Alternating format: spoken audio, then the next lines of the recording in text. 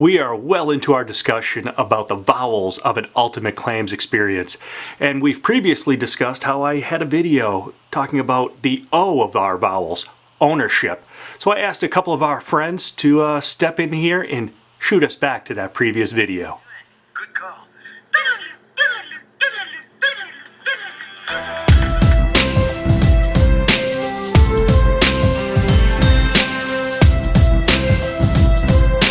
So it was a real crazy trip to get out here to Cincinnati, but I believe things happen for a reason. And ironically enough, I was going to be giving a remote talk to some graduates of the IAPath certification class, and one of the things I was working on was a topic that included something about ownership. And the crazy events I went through kind of tied right into this ownership talk, and I was able to talk about some of those experiences. Now, I always fly out of the Manchester, New Hampshire airport. I arrive when I'm supposed to arrive. My plane is there waiting for me as well, except there was one problem. We didn't have a crew. And there were some weather issues throughout the country, so, you know what, not a problem at all. So we were going to be delayed a little bit. Another great thing about it, at least on my front, was although I was connecting through DC, the plane wasn't going to change. So no matter how late that first flight was going to be, I wasn't going to have to rush around because it's the same plane, right? So to get a crew up to New Hampshire, what they do is they flew a crew from Fort Lauderdale up to DC and then up to New Hampshire.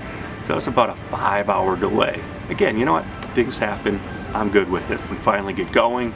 We get into DC, deplane, they clean it up, get right back on.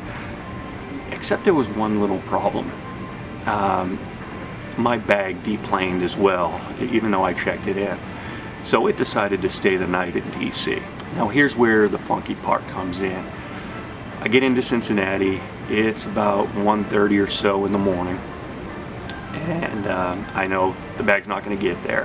The app is telling me it's not here, it's back in DC.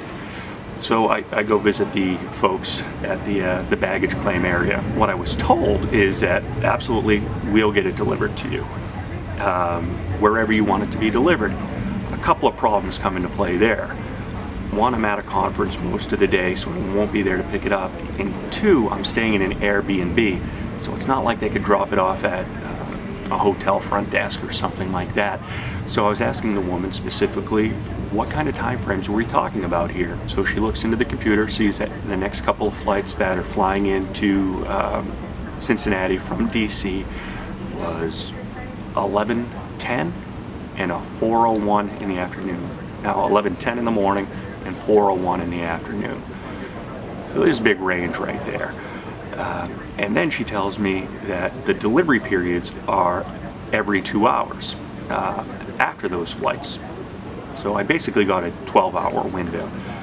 And I was trying to explain the problem of I can't really give you an address because I need a time frame to tell you where I will be. That's when it became a discussion about it wasn't her fault, and she can't control what the bag folks do down in DC. Now, anybody that knows me personally knows my passion about customer experience doesn't stop here.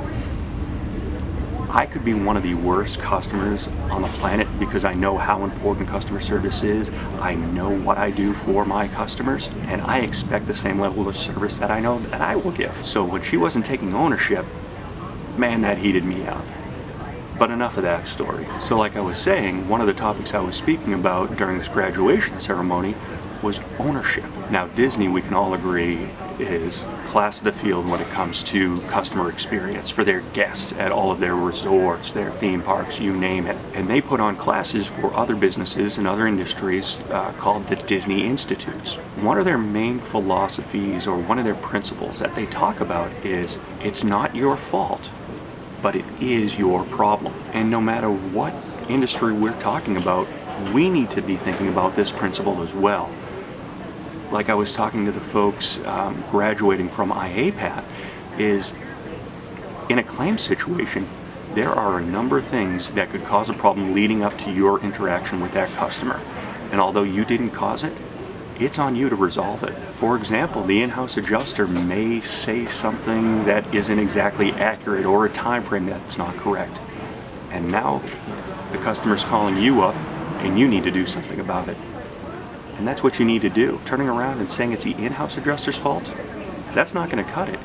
You need to solve that problem. And if you can't solve the problem yourself, you need to find a solution, or at least a means to that solution. Now, going back to my situation at the airport, obviously she could not solve this problem. She couldn't go down and get the bag for me.